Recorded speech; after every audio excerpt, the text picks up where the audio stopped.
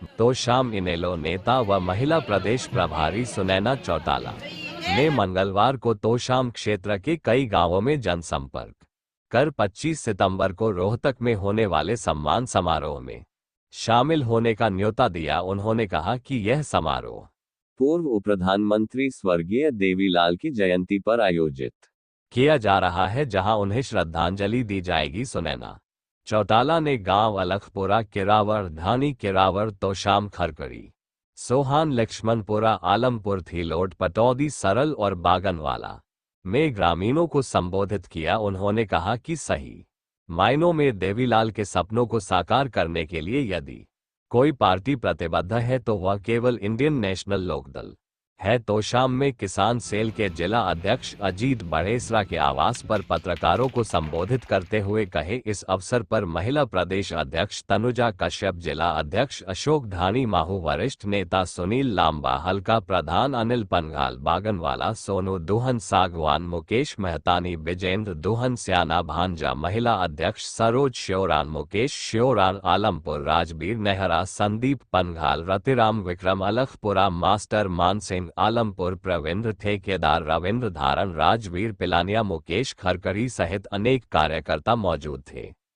पूरे हरियाणा प्रदेश में आदरणीय चौधरी देवीलाल जी के जन्म दिवस का हम न्योता देते हैं, सदियों से देते आ रहे हैं। इस बार भी मेरी ड्यूटी यहाँ लगी और मैं न्योता देने के लिए आई।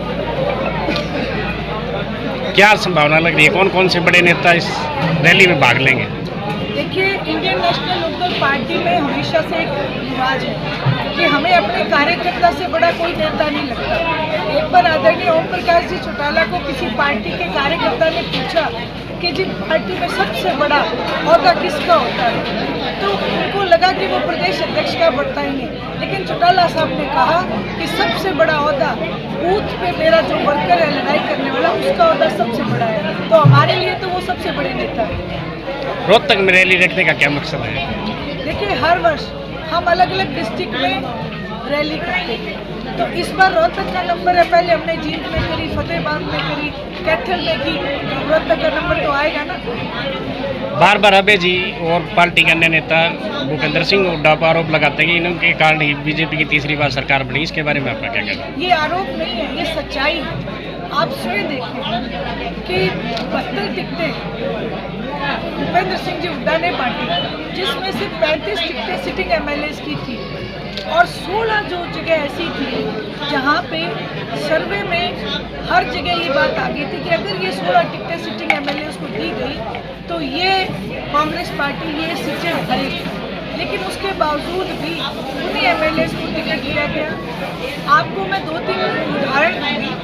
आपने टिकट वितरण से पहले देखा होगा कि भारतीय जनता पार्टी द्वारा या ईडी के द्वारा ये छोकर जो है उनके ऊपर और पवार है उनके ऊपर ईडी की रेड पड़ी। उसी दौरान एक लाइन आने लगी थी नीचे कि जल्दी ईडी पहुंच सकती है भूपेंद्र सिंह हुड्डा के घर। वो लाइन 3 दिन चली, चौथे दिन वो लाइन गायब हो गई। हम लोगों ने उसी दिन कह दिया कि अब तो पूरी कांग्रेस को बेच के आ गए। और इतना ही नहीं, एक बाई इलेक्शन था किसान आंदोलन के बाद, भूपेंद्र सिंह हुड्डा जमाल गांव में गए कांग्रेस की मदद के लिए, लेकिन वहां जाके मंच के माध्यम से उन्होंने कहा, आया तो हूँ मैं कांग्रेस खातर, लेकिन कांडा मेरा मित्र है। वहाँ सीधा सीधा इशारा करके आए कि भाई बीजेपी को वोट दे देना। नतीजा ये हुआ, वहाँ पे कांग्रेस के नुमाइंदे की जमानत जब्त हो गई। तीसरा उदाहरण आपको देना चाहूँगी कि जहाँ जहाँ कुछ ऐसी जगह इन्होंने थपकियाँ दे रखी थी कि भाई टिकट तेरी है, टिकट तेरी है, तो जो बागी लोग थे उन्होंने निर्दलीय पर्चा भर दिया, जिसमें आपने उचाना का भी लेटेस्ट किस्सा भी सुना होगा। उचाना जैसी ही कई सीटें थी, जो सीटें सोनीपत में भी आपने देखी होंगी, वहाँ जो बागी प्रत्याशी खड़े हुए कांग्रेस के एक जगह भी भूपेंद्र सिंह हुड्डा उनको मनाने नहीं गए। एक शीर्ष नेतृत्व का ये फर्ज बनता है कि वो किसी ना किसी तरीके से उनको मना के बैठाते हैं। ये तीसरा उदाहरण आपके बीच में है। और सबसे बड़ा उदाहरण शाही बदल के जो उन्होंने राज्यसभा में वोट दिया, ये जग जाहिर है। इसलिए भूपेंद्र सिंह हुड्डा और दीपेंद्र सिंह हुड्डा के ऊपर आरोप नहीं, ये एक तरीके से प्रूव हो चुका कि इन्होंने बीजेपी की सरकार इस बार बनवाई है। बीजेपी की तीसरी बार सरकार चल रही है, किस प्रकार का सैनिक के कार्यकाल को मान रहे हैं? 1 साल होने को करीब है, कितने नंबर देते हैं?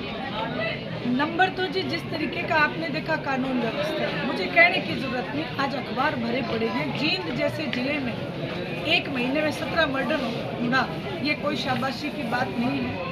ये केवल अपनी झूठी पीठ थपथपा रहे हैं। इनके खुद के नेता अनिल विज जैसे इनसे बागी हैं, नाराज हैं। वहीं मुख्यमंत्री जी तो हेलीकॉप्टर में सवार हैं, जब वो धरातल पे आएंगे तब तक उनकी जमीन खिसक चुकी है।